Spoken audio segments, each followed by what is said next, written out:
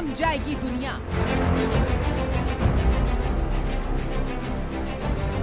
Crude पर होगा पहरा। अब जंग वर्चस्व की नहीं, क्रूड के लिए होगी। जिसके पास तेल होगा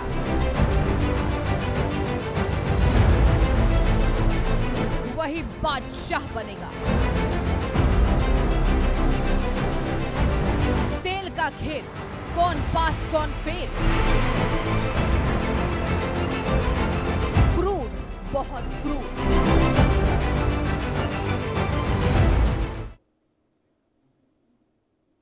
तो चलिए शुरू करते हैं आंकड़े हमारे फैसला आपका। एक तरफ ईरान है तो दूसरी तरफ इजराइल है और परछाई की तरह खड़ा है अमेरिका, क्योंकि इतिहास गवाह है जहां पर तेल होता है वहां पर तनाव होता है, जहां तेल होता है वहां टकराव होता है। आज दुनिया की रफ्तार कारखानों की चिमनी में, समुंदर में दौड़ते जहाज, सब कुछ टिका है एक चीज पर और वो है कच्चा तेल।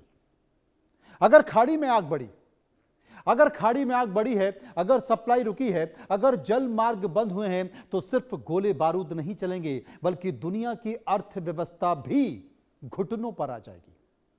तेल सिर्फ ईंधन नहीं है, तेल सस्ता है, तेल सत्ता है, तेल रणनीति है, तेल की दुनिया की राजनीति का असली रिमोट कंट्रोल है। और भारत जो अपनी जरूरत का 80% से ज्यादा कच्चा तेल बाहर से खरीदता है, क्या वो इस आग की तपिश में बच पाएगा? क्या पेट्रोल की कीमतें आसमान छुएंगी? क्या डीजल महंगाई की रफ्तार बढ़ाएगा और यह देश का परिवहन महंगा हो जाएगा? और अगर महंगा हुआ तो सब कुछ महंगा हो जाएगा, यकीन मानिए। या फिर यूं समझिए कि एक मिसाइल गिरी तेहरान में, लेकिन झटका लग सकता है दिल्ली में, मुंबई में, लखनऊ तक। क्रूड बहुत क्रूर है, यह खून के साथ कीमतों से भी मारता है। आज की जंग अगर लड़ी जा रही है तो वो इसी के लिए है, लेकिन उसका असर बाजार, बैंक और आपकी जेब पर पड़ेगा। निफ्टी से सेंसेक्स तक सब गिर पड़े, क्योंकि ये सिर्फ मिडिल ईस्ट की लड़ाई नहीं है, ये हमारी रसोई, हमारी गाड़ी, हमारी अर्थव्यवस्था की लड़ाई है। और ईरान इजराइल यूएस युद्ध यहां तक आ पहुंचा है कि एक तरफ युद्ध है, एक तरफ तेल में आग, और क्रूड पर अब पड़ेगी प्रहार लोगों की, क्योंकि जंग वर्चस्व की नहीं है, जंग है क्रूड की, जंग तेल की है और तेल का खेल है। इस तेल के खेल में कौन पास होगा, कौन फेल होगा, आज मैं आपको सब कुछ बताने जा रहा हूं। तो सबसे पहले बात कर लेते हैं ईरान के ताजा हालात की कि ईरान में आखिर चल क्या रहा है, ईरान में घट क्या रहा है, क्योंकि ईरान में अब तक क्या क्या हुआ है यह आपके लिए जानना बेहद जरूरी है। क्योंकि ईरान में जो कुछ घट रहा है उसमें खमनेई के साथ साथ उनकी पत्नी की भी मौत हो चुकी है, और इसके साथ साथ इजरायली हमलों में 555 की मौत हो चुकी है, 740 घायल हो चुके हैं। 30 घंटे में इजराइल यूएस ने 2000 से ज्यादा बम गिरा दिए। तेहरान समेत 10 बड़े शहरों पर एयर स्ट्राइक की गई। इजराइल यूएस ने 1000 से ज्यादा ठिकानों पर हमले किए हैं। हमलों में ईरान के सुप्रीम लीडर खमनेई की तो मौत हो गई है। खलीफा के ऑफिस में 30 मिसाइलों से हमला किया गया, जिसमें बेटी, दामाद, बहू और पोती समेत 40 कमांडर्स की मौत हुई है, जिसमें खमनेई की पत्नी भी है। हमले के वक्त खमनेई के जो कार्यक्रम है, और खमनेई के वक्त जो कमांडर्स हैं, वो खमनेई के कमांडर्स के साथ मीटिंग कर रहे थे और ईरान ने मिडिल ईस्ट में 6 अमेरिकी बेस को निशाना बनाया। साइप्रस में ब्रिटिश सैन्य अड्डों पर ड्रोन से हमला किया गया। इसके साथ साथ ईरान में सबसे पहले जो 8 दिग्गज, जिसे कहते हैं कि जो ईरान की रीढ़ की हड्डी थे, ईरान के उन सेना के प्रमुखों के बारे में जान लेते हैं जिनकी ईरान पर हमले के दौरान मौत हो गई है। कौन है वे सभी? यह हमला हुआ जिसमें 8 ईरान के महत्वपूर्ण लोग मारे गए। अजीज नसीर जाहेद जो कि ईरान के रक्षा मंत्री थे, अब्दुल रहीम, इसके साथ साथ मौसवी जो कि ईरान के चीफ आर्मी स्टाफ थे, मोहम्मद पाकपुर भी थे जिनकी मौत हो गई। और वो क्या थे? वो IRGC के कमांडर थे। अली शमखानी खमनेई के सलाहकार थे, मारे गए। मोहम्मद शिराजी खमनेई के सैन्य रणनीतिकार थे, मारे गए। एक एक कर सारे लोग मारे गए। ये रीढ़ की हड्डी थे। मोहम्मद शिराज भी जो कि सैन्य रणनीतिकार थे, उनके सबसे करीबी माने जाते थे, वो मारे गए। सलाह असदी वो भी मारे गए। खुफिया एजेंसी के प्रमुख थे, वो भी मारे गए। हसैन जबल अमेलियन जो कि SPND के अध्यक्ष थे, रेजा मुजाफरी वो भी मारे गए। जो क्या करते थे? वो परमाणु कार्यक्रम के रणनीतिकार थे और ये सबसे प्रमुख निशाने पर थे। रेजा मुजाफरी निया, अमेरिका ने सबको टारगेट किया, एक झटके में सबको मार दिया। अब सबसे पहले उन इजराइल के 9 शहरों के हालात जान लेते हैं जहां पर ईरान ने हमला किए। वो तस्वीरें काफी भयावह हैं, उनको देखिए और समझिए कि क्या कहती हैं। जहां पर एयर स्ट्राइक की गई, UAE, Saudi, Syria, Iraq, Israel, Jordan, Kuwait, इसके साथ साथ कुवैत के साथ बहरीन, कतर, ये 9 आपको इलाके दिखा रहा हूं। एक एक कर एयर स्ट्राइक की गई, हमले किए गए और अभी भी इन पर हमले जारी हैं। लेकिन ईरान झुकने को तैयार नहीं है। ईरान में नए कार्यवाहक रक्षा मंत्री को नियुक्त कर दिया गया है। ईरान अब भी कह रहा है कि जो किया है इजराइल ने, अमेरिका ने जो किया है, उसकी भरपाई इनको करनी पड़ेगी, भुगतना पड़ेगा। आपको एक झलक दिखाता हूं, 2 तस्वीरें दिखाता हूं। उन 2 तस्वीरों के जरिए आप समझिए कि ईरान अगर जिन बातों का जिक्र कर रहा है तो वो क्यों कह रहा है। देखिए, जहां पर अमेरिका का F-15 कुवैत में क्रैश हुआ। दूसरी तस्वीर में ईरान के नए रक्षा मंत्री सैयद माजिद हैं। सबकी निगाहें इन्हीं पर टिकी हुई हैं क्योंकि इन्होंने पद संभालते ही अमेरिका को झटका दिया है, F-16 मार गिराया है। सैयद माजिद नए रक्षा मंत्री ईरान के नियुक्त होते ही अपनी उपस्थिति दर्ज कर दी। अब पूरा खेल क्या है, इसे समझिए। यह पूरा खेल तेल का है। जी हां, क्योंकि यह सारा खेल तेल का है, कच्चे तेल का है और इसे लेकर ही सब कुछ होने जा रहा है। सबसे पहले यह जान लेते हैं कि दुनिया में सबसे बड़े तेल के भंडार क्यों हैं, जिनके कारण यह पूरी लड़ाई छिड़ी हुई है और डोनाल्ड ट्रंप की नजर इन तेल के अड्डों पर है। आपको याद है, कुछ दिनों पहले एक देश से एक व्यक्ति को उठाया गया था, वेनेजुएला के प्रमुख। वेनेजुएला जहां पर 300 अरब बैरल से ज्यादा का कच्चा तेल है। सऊदी अरब 260 से 270 अरब बैरल तेल यहां पर मौजूद है। यह तमाम क्रूड का खेल है। ईरान 150 से 160 अरब बैरल तेल यहां पर मौजूद है। इराक 140 से लेकर 150 अरब बैरल तेल मौजूद है। कुवैत की बात कर लेते हैं, कुवैत में भी 100 अरब बैरल तेल मौजूद है। यूएई में भी 170, यूएई में भी 100 अरब बैरल तेल मौजूद है और रूस में 80 अरब बैरल तेल मौजूद है। यह लगातार जो आंकड़ा है यह बता रहा है कि इन सब पर अमेरिका की नजर है, सब पर ट्रंप की नजर है। अब दुनिया का सबसे ज्यादा तेल भंडार मिडिल ईस्ट में है। यह भी जान लीजिए कि मिडिल ईस्ट में कितनी तेल की सप्लाई होती है। क्यों अमेरिका की नजर यहां पर है? दुनिया के कुल तेल का उत्पादन करीब 30 से लेकर 35% तक का अगर तेल का उत्पादन कहीं होता है तो वो मिडिल ईस्ट में होता है। दुनिया के कुल तेल का उत्पादन यहीं से होता है। वैश्विक तेल का निर्यात करीब 45 से 50% तक यहीं से होता है। और सबसे बड़ी बात है कि दुनिया के लगभग 48% तेल भंडार यहीं पर हैं। दुनिया का 20% तेल रोजाना स्ट्रेट ऑफ हॉर्मुज से गुजरता है। सऊदी अरब, ईरान, इराक, कुवैत और यूएई जैसे बड़े तेल के देश यहीं पर हैं। तेल की कीमतों पर असर डालने में ओपेक की बड़ी भूमिका होती है। अब आप कहेंगे कि ओपेक क्या होता है, ओपेक की क्या भूमिका होती है। सबसे पहले मैं आपको स्ट्रेट ऑफ हॉर्मुज के बारे में समझा देता हूं, उसके बारे में जान लीजिए। आखिर यह जानना क्यों जरूरी है, क्योंकि स्ट्रेट ऑफ हॉर्मुज क्या है? यह एक सकरा समुद्री रास्ता है। यह रास्ता फारस की खाड़ी को ओमान की खाड़ी और अरब सागर से जोड़ता है। दुनिया का बड़ा हिस्सा तेल का बड़ा हिस्सा इसी रास्ते से दूसरे देशों में जाता है। रोजाना दुनिया की लगभग 20% रोजाना दुनिया का लगभग 20% तेल जो है, तेल की जो सप्लाई है वो यहीं से होकर गुजरती है और इसीलिए ये सबकी नजर में है। इसके लिए एक तरफ ईरान और दूसरी तरफ ओमान है, यूएई है। और अगर ईरान ने यहां पर रोक दिया, हॉर्मुज को कट कर दिया, अगर ये बंद हो गया तो क्या होगा, ये भी जान लीजिए।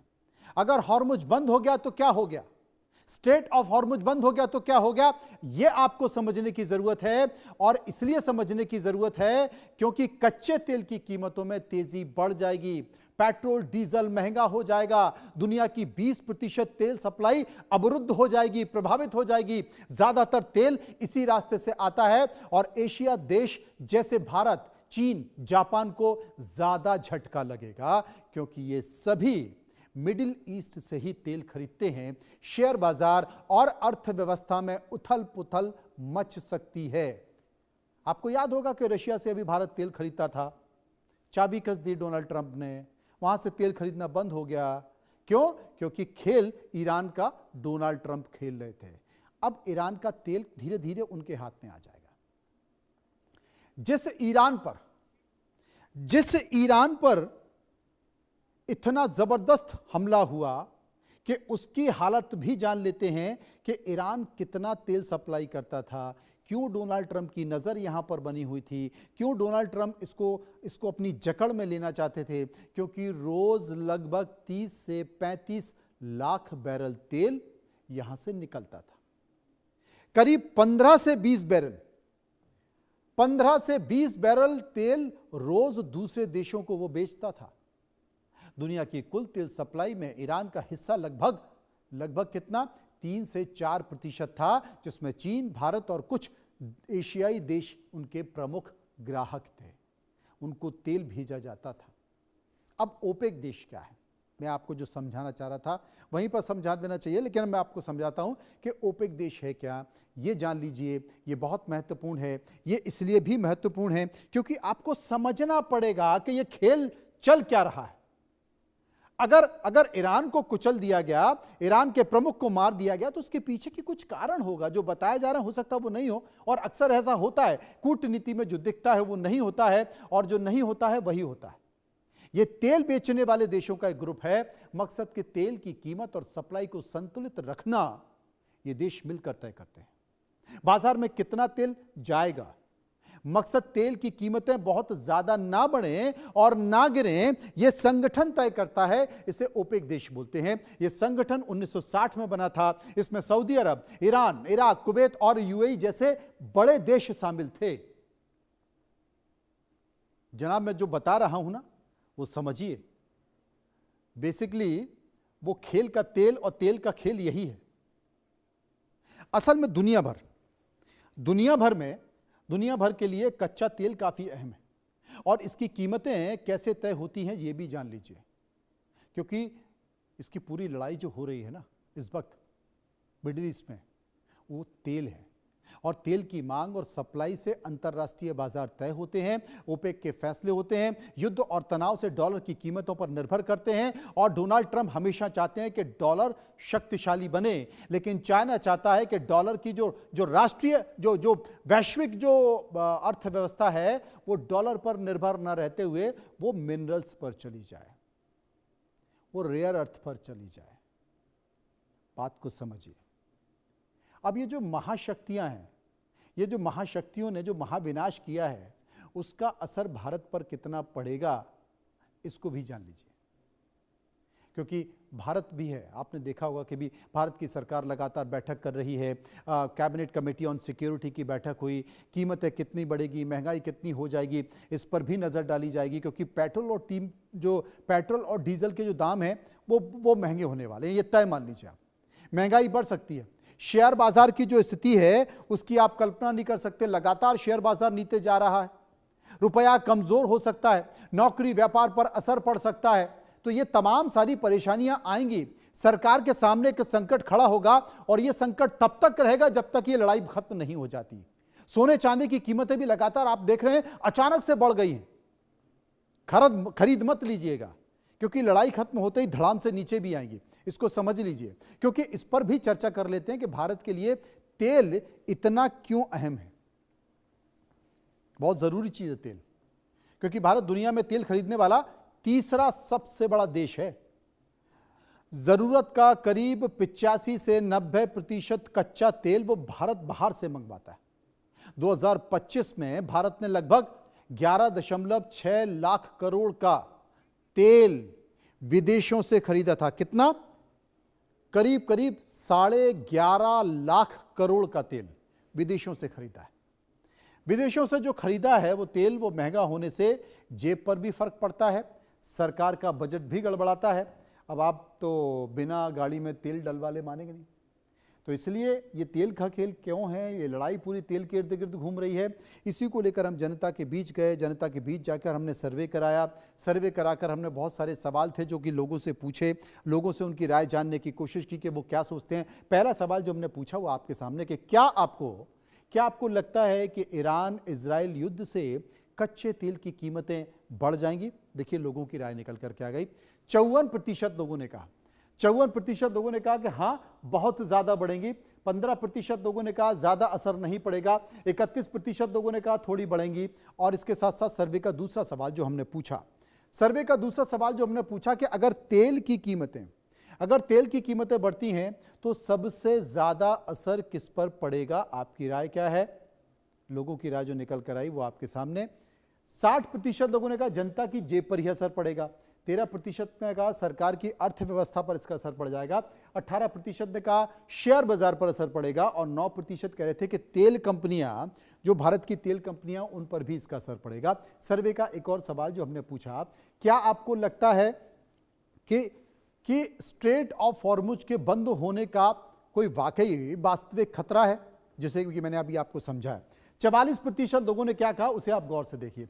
44% लोगों ने कहा हां बड़ा खतरा है। 20% लोगों ने कहा सिर्फ राजनीतिक बयानबाजी है। 15% ने कहा कुछ हद तक संभव है। और 21% लोग कह रहे थे नहीं, ऐसा नहीं होगा। सर्वे का एक और सवाल जो मैंने लोगों से पूछा, क्या भारत को अब तेल के अलावा दूसरी ऊर्जा पर ज्यादा ध्यान देने की जरूरत है? ध्यान तो भारत सरकार दे रही है विकल्पों पर, क्या और ज्यादा देने की जरूरत है? लोगों की राय निकल कर आई। 70% लोगों ने कहा हां तुरंत ध्यान दिया जाना चाहिए क्योंकि ये हालात होते रहेंगे। इसके साथ साथ 17% लोगों ने कहा भारत में सब ठीक है।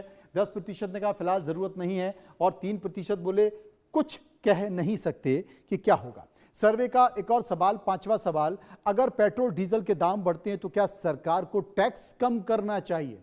लोगों का सवाल, लोगों की राय जो निकल कर आई क्या? 48% लोगों ने कहा तुरंत दाम कम करने चाहिए सरकार को। 16% ने कहा नहीं बाजार पर छोड़ देना चाहिए। 29% लोगों ने कहा कुछ समय के लिए राहत तो होनी ही चाहिए। और 7% बोले कुछ कह नहीं सकते कि क्या होगा। अब इसी मसले को लेकर कुछ मेहमान मेरे साथ जुड़ेंगे, उनसे हम समझने की कोशिश करेंगे वो इस मसले को क्या मानते हैं, बाजार की स्थिति क्या है, इजराइल और ईरान अमेरिका क्या करने जा रहे हैं, क्या ये युद्ध जल्दी खत्म हो जाएगा या फिर ये लड़ाई अभी तक चलती रहेगी। Air marshal retired Anil Tiwari मेरे साथ मौजूद हैं, डिफेंस एक्सपर्ट सुशील सिंघल मेरे साथ मौजूद हैं, पूर्व राजनयिक हैं। इसके साथ साथ शरद कोहली जो कि इकोनॉमिस्ट हैं, अर्थशास्त्री मेरे साथ मौजूद होंगे। जमीर अब्बास ईरान से मेरे साथ लाइव जुड़ेंगे। सबसे पहले मैं चलूंगा तमाम सारी परिस्थितियों के बीच air marshal retired Anil Tiwari साहब के पास। अनिल तिवारी साहब, पूरी दुनिया में चर्चा यह चल रही है कि ये लड़ाई कब तक चलेगी। कुछ लोग मानते हैं कि लड़ाई जल्द खत्म हो जाएगी, 4-5 दिन में ही सब कुछ ठीक हो जाएगा। कुछ लोग मानते हैं इंतजार करना पड़ेगा, अभी और लंबी लड़ाई चलेगी क्योंकि ईरान झुकने वाला नहीं है, मानने वाला नहीं है। आप क्या देखते हैं? नमस्कार आपको और पैनलिस्ट को और आपके श्रोतागणों को।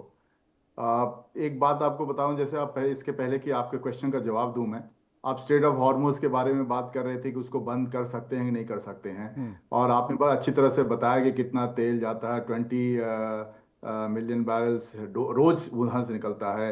गैस भी around 11 BCM billion cubic metre हर महीने निकलता है। तो और मतलब 20% ऑयल और 25% गैस का जो वर्ल्ड का रिक्वायरमेंट है वो निकलता है। इसमें सबसे ज़्यादा जरूरी बात ये जानने की है कि 60 से 65% मेरी कंट्री के रिक्वायरमेंट, जो 85% आपने बताया कि हम बाहर से इंपोर्ट करते हैं एनर्जी अपनी, उसमें से 60 से 65% यहाँ से आता है। तो ये बहुत इंपॉर्टेंट है। अगर ये ब्लॉक हो गया तो बहुत इंपॉर्टेंट हो गया, बहुत इकोनॉमी के लिए बहुत ज़्यादा खतरा होगा। और जब बता रहे थे आप, एक और आपको बात बता दें कि जो स्ट्रेट ऑफ हॉर्मुज जो क्लोजेस्ट पोजीशन जो है ना, वो 31 किलोमीटर है शोर टू शोर, लेकिन जो यूज होता है वो जाने के लिए शिप के लिए 3 किलोमीटर का रास्ता होता है, बीच में 3 किलोमीटर का बफर जोन होता है, और बगल में आने के लिए 3 किलोमीटर का होता है। तो टोटल 9 किलोमीटर का ये रास्ता है। जो शिप्स होते हैं 1 से 1.5 से 2 किलोमीटर अपने बीच में जगह बनाते हैं। तो इतना आसान है अगर ईरान चाहता है। अभी मैंने कहीं और सुना कि शायद उसने कुछ शिप्स को अटैक किया, किसी एक शिप को अटैक कर दिया। जी, मैं वही बोल रहा हूँ, एक जो तेल से भरा जो जहाज था उस पर हमला कर दिया। उसमें हालांकि 15 भारतीय भी सवार थे, वो सभी बच गए, लेकिन माहौल तो तनावपूर्ण है रही। अच्छा ना, अब आपके क्वेश्चन का बात है कि कब तक चलेगी लड़ाई। देखिए, शुरुआत लड़ाई की जब हुई थी तो 2 पॉइंट था जो मैं इसके पहले भी आपसे बात करने में बता चुका हूं कि एक तो उसके रेजिम को चेंज करना है, और दूसरे इनको न्यूक्लियर प्रोग्राम को बंद करना है। न्यूक्लियर प्रोग्राम, ये रजीम चाहे कुछ भी हो जाए, वो मर जाएंगे, मिट जाएंगे, लेकिन वो चेंज नहीं करेंगे, उनके लिए बहुत इंपॉर्टेंट है। और अभी जो इनके जैसे जो क्लेरिक्स होते हैं, 88 क्लेरिक्स होते हैं जो डिसाइड करते हैं कि कौन रूल करेगा, वो अभी भी हैं। तो अभी तक उन्होंने हार मानी नहीं है। और उन्होंने क्या किया है, उन्होंने पहले तो उन्होंने यूएस के बेसिस पे अटैक करना शुरू किया। अब वो कोशिश कर रहे हैं और से और ज्यादा कंट्रीज उसमें आती जाएं। जब और कंट्रीज इन्वॉल्व हो जाएंगी तो उनको ये है, लग रहा है कि अगर सारी कंट्रीज इन्वॉल्व हो जाएंगी और उनका नुकसान होने लगा, तो हो सकता है यूएस के ऊपर और इजराइल के ऊपर प्रेशर बनाए कि आप वॉर को खत्म करिए।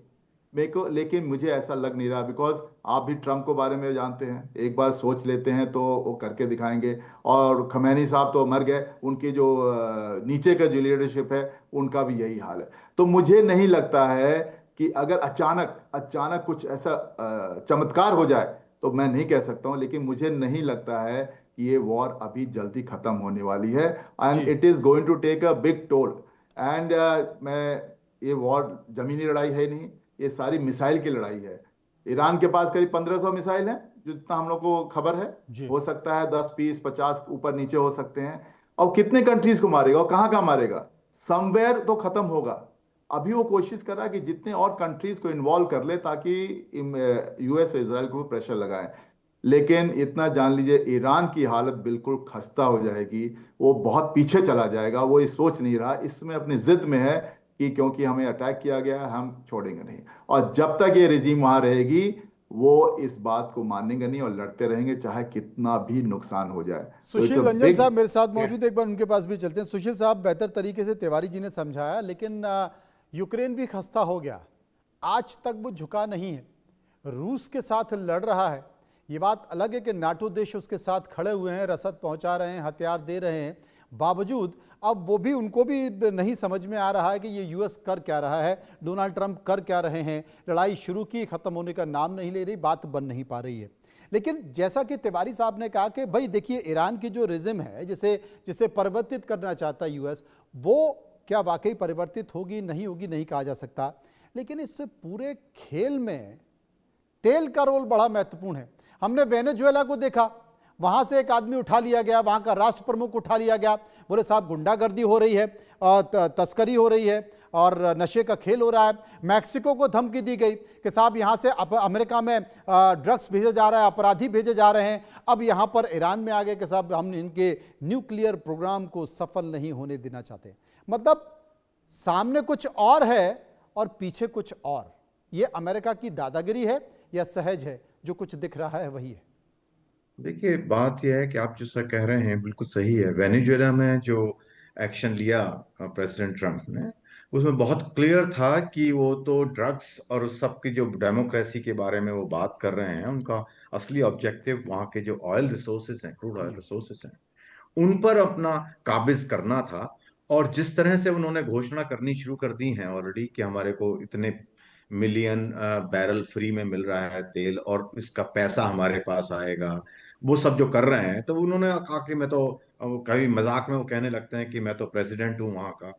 तो उनका जो, जहां तक वेनेजुएला का सवाल था, वो बहुत क्लियर था उनका कि उनके जो ऑयल रिसोर्सेज हैं उनके ऊपर वो काबिज होना चाहते हैं, जिसमें वो काफी हद तक जो लग रहा है इस वक्त वो उसमें अपने उद्देश्य में सब अपने उन्होंने प्रूव भी कर लिया है, उसको अपने कर लिया है जो करना चाहते थे वहां पे।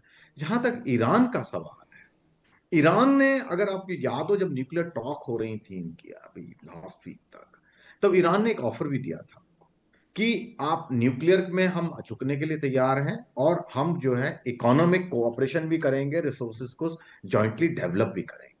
तो उसमें प्रेसिडेंट ट्रम्प काफी हद तक उसके लिए तैयार हो गए, लेकिन वो उससे इसराइल के जो इंटरेस्ट हैं वो सर्व नहीं हो रहे थे। तो इसराइल का इंटरेस्ट ये है कि सबसे पहला तो उनका ये है न्यूक्लियर जीरो कैपेबिलिटी हो जाए ईरान की।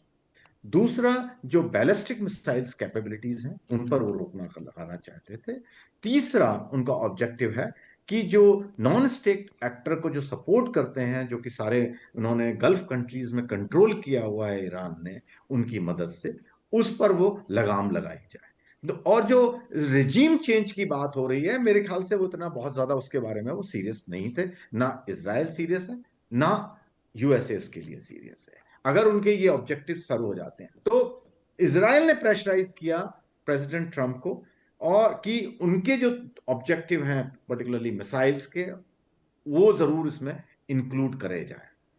और जो सब जमावड़ा हुआ, जब इतना इन्होंने 2003 के बाद जो सारा इकट्ठा किया इन्होंने, पहली बार ऐसा हुआ कि इतना नौसेना इतनी ज्यादा वहां पे इतने एयरक्राफ्ट कैरियर लगाए, ये अपनी आर्मी को उन्होंने लगाया आसपास में सब जगह। ये पहली बार हुआ 2003 के बाद, क्योंकि प्रेसिडेंट ट्रम्प का जो तरीका है काम करने का, प्रेसिडेंट 2.0 में पर्टिकुलरली उनका तरीका ये है कि वो सबसे पहले तो अपना इस्तेमाल करते हैं अपना टैरिफ का, टैरिफ से धमकाते हैं सबको। अब ईरान के साथ में उनकी समस्या ये आ गई कि टैरिफ तो वहां पे लगा के करेंगे क्या, ऑलरेडी वहां पे उन्होंने इतनी सैंक्शन लगा रखी है, ऑलरेडी इकोनॉमी उनकी डूबी हुई है, तो टैरिफ उनके पास में कोई ऑप्शन नहीं थी। तो केवल एक उनके पास ऑप्शन थी कि उनको फोर्स से उनको धमका करके अपना काम निकाला जाए। लेकिन ईरान उसके लिए ऑब्वियसली तैयार नहीं था, और लेकिन उसने कुछ झुकने के लिए तैयार हो गया था। कोई ये कहे कि वो नहीं बिल्कुल तैयार थे, I don't agree on that point. They were ready to compromise, and उनके साथ में एग्रीमेंट करने के लिए तैयार थे। प्रेसिडेंट ट्रम्प भी तैयार है, लेकिन Israel was a spoiler. Israel जो प्रेसिडेंट, जो प्राइम मिनिस्टर नेतन्याहू वहां विजिट किए, और उन्होंने जो है ये कोशिश की, उनसे उनको समझाया या जो भी किया, और उसके बाद जब वापस आए तो प्रेसिडेंट ट्रम्प ने भी पूरी अपनी पोजीशन चेंज कर दी। उन्होंने फिर अपनी शर्तें, उन्होंने कहा गोल, जबकि ईरान ने भी उसको कहा कि भाई अपने गोल पोस्ट चेंज कर दी है आपने, जो कि हमारी बातचीत चल रही थी उसमें आपने नई शर्तें लगा दी थी। और कल ही स्टेटमेंट जो है सेक्रेटरी स्टेट के का भी आया है कि हमारा, उन्होंने कहा है बड़ी इंपॉर्टेंट बात, कि इजराइल ने हमारा हैंड फोर्स किया, क्योंकि Israel wanted to go alone अगर हम नहीं जाएंगे उनके साथ, और अमेरिका वो अफोर्ड नहीं कर सकता था क्योंकि उनका इतना ज्यादा फोर्स वहां पे इकट्ठा हो गया था। तो ये जो शक्ल बनी है, आप जो कह रहे हैं मतलब सही कह रहे हैं कि प्रेसिडेंट ट्रम्प का इंटरेस्ट था ऑयल में भी, कि इसमें हम ऑयल रिसोर्सेज में भी हम इसमें अमेरिका हिस्सा बांट ले। लेकिन अब जो सिचुएशन बनी है, क्योंकि इसराइल तैयार नहीं था, अब सिचुएशन ये बनी है कि अब वो रिजिम चेंज के बारे में भी बात हो रही है, लेकिन आई डोंट थिंक उसमें सीरियस है, क्योंकि आज जो स्टेटमेंट दिया है उनके सेक्रेटरी ऑफ वार ने, उसमें भी उन्होंने कहा है कि America is not interested in regime change. अगर हो जाता है तो अच्छी बात है, लेकिन उनका इंटरेस्ट केवल दो चीजों में है। एक है कि उनकी जो न्यूक्लियर कैपेबिलिटीज हैं उनको खत्म करा जाए, और दूसरा बैलिस्टिक मिसाइल्स कैपेबिलिटीज खत्म करने का। और वो कह रहे हैं हमारे पास एंड गेम है, ऑफ कोर्स ओनली उन्हीं को मालूम है कि उनके पास क्या एंड गेम है। वो कह रहे हैं कि हम बहुत जल्दी ही इसको सुलटा लेंगे, किस तरह से सुलटाएंगे, ऑफ कोर्स तो उन्हीं को उसके मालूम लिए होगा। मुझे लगता है कि इंतजार करना पड़ेगा कि किस तरीके से सुलटाएंगे। शरद कोहली मेरे साथ मौजूद है। शरद साहब, तेहरान में मिसाइल फूट रही हैं, हमले हो रहे हैं, लेकिन इसका असर मुंबई, दिल्ली और लखनऊ में भी देखा जाएगा। स्वाभाविक तौर पर पूरे विश्व की अर्थव्यवस्था गड़बड़ा गई है और मुझे लगता है कि जब तेल महंगा होगा, तेल का खेल होगा, तो स्वाभाविक तौर पर परिवहन महंगा होगा, महंगाई होगी। ये जो बाजार की स्थिति है जिसमें सेंसेक्स, निफ्टी सारे के सारे नीचे घुस गए हैं, सोना चांदी एकदम अचानक से उछाल मार गया है, महंगाई की स्थिति अभी पता नहीं है, भारत सरकार नजर रख रही है, क्या स्थिति होगी अर्थव्यवस्था की, बाजार की? नमस्कार मनोज, आपको, मेरे से पैनलिस्ट को और सभी दर्शकों को। देखिए, ये सब डिपेंड करेगा कि कितने लंबे वक्त तक ये सारा युद्ध चलता है।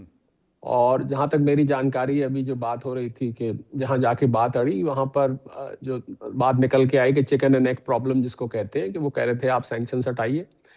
इन्होंने कहा कि पहले आप न्यूक्लियर तो क्या पहले किया जाए, उस पर जाके बात कहीं अटकी थी, गोल पोस्ट भी चेंज हुआ।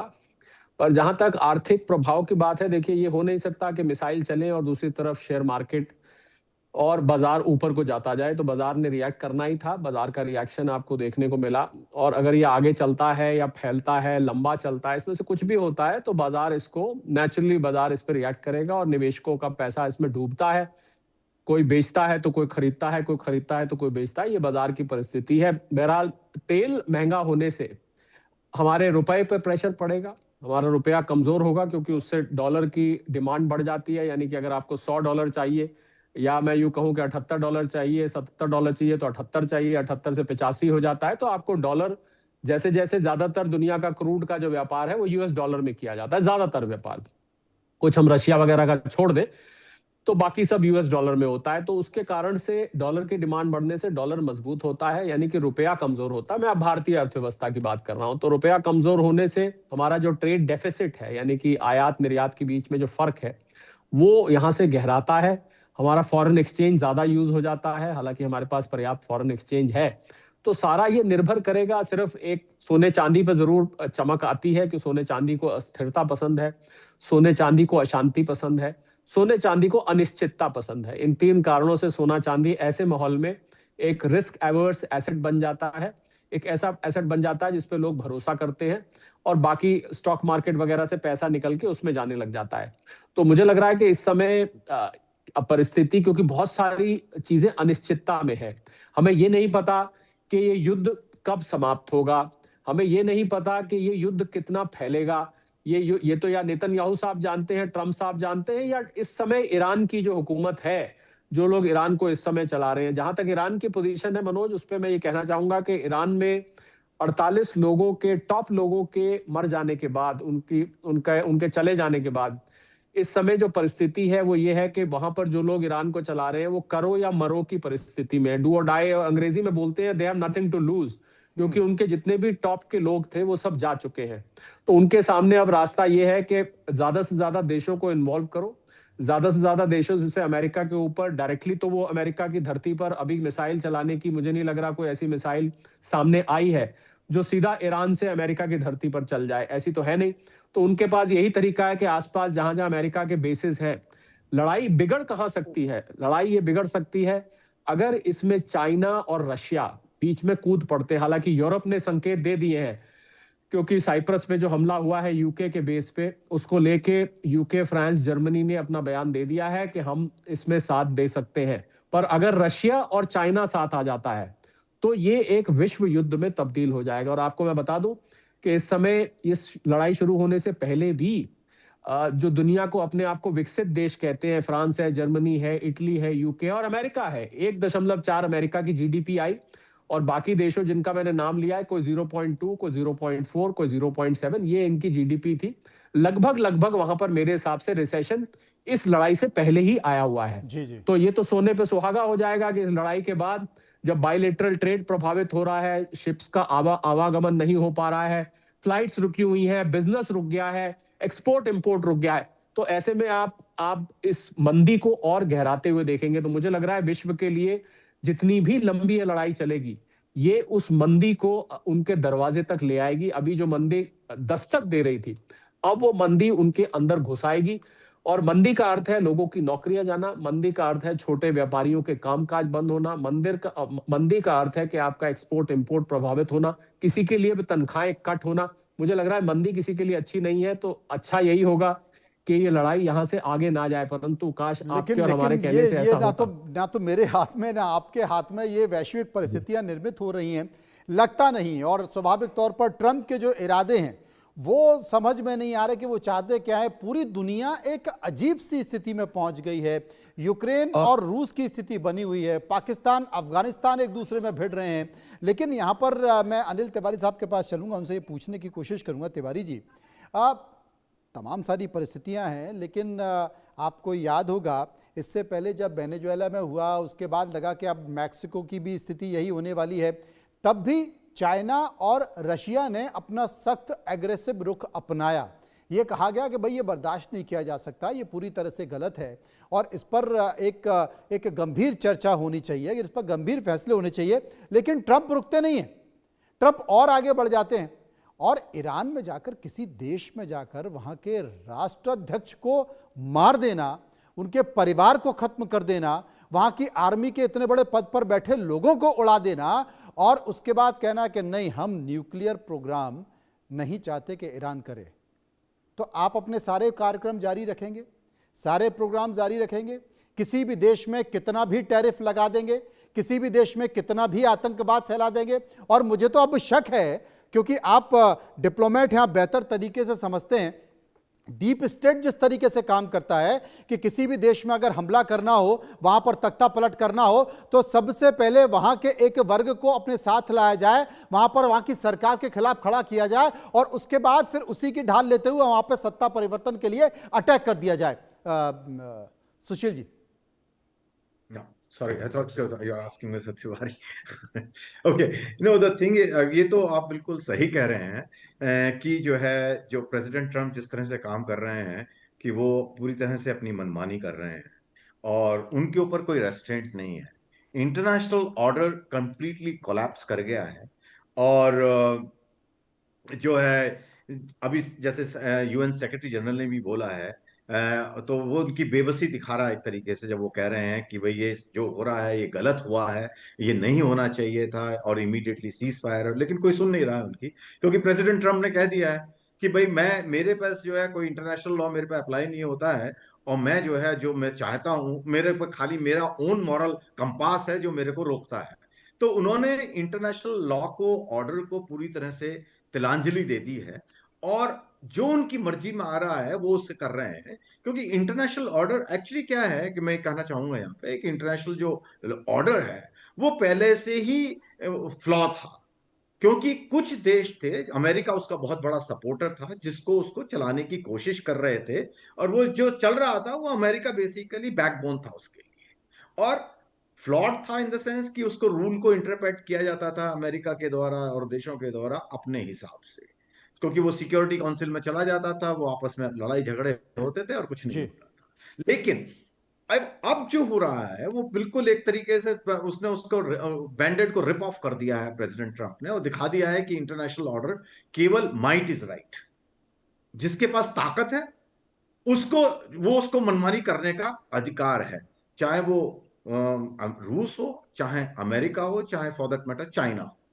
तो अब इसीलिए जो दौड़ लग रही है, होड़ लग रही है, मैं थोड़ा सा इसमें शिफ्ट कर रहा हूं कि होड़ जो लग रही है अब ये लग रही है कि भाई जो हर देश इस कोशिश में है कि उनके हाथ में एक मैजिक वैंड आ जाए, और मैजिक वैंड आजकल न्यूक्लियर वेपन है। तो हर कोई देश कोशिश में है कि न्यूक्लियर वेपन आपके हाथ में आ जाए। नॉर्थ कोरिया एक बहुत अच्छा एग्जाम्पल है कि वह छोटा सा देश है लेकिन उनके पास न्यूक्लियर बॉम्ब है, तो प्रेसिडेंट ट्रम्प भी वहां पर उनके साथ में दोस्ती की बात करते हैं, उनसे लड़ाई की बात नहीं करते हैं।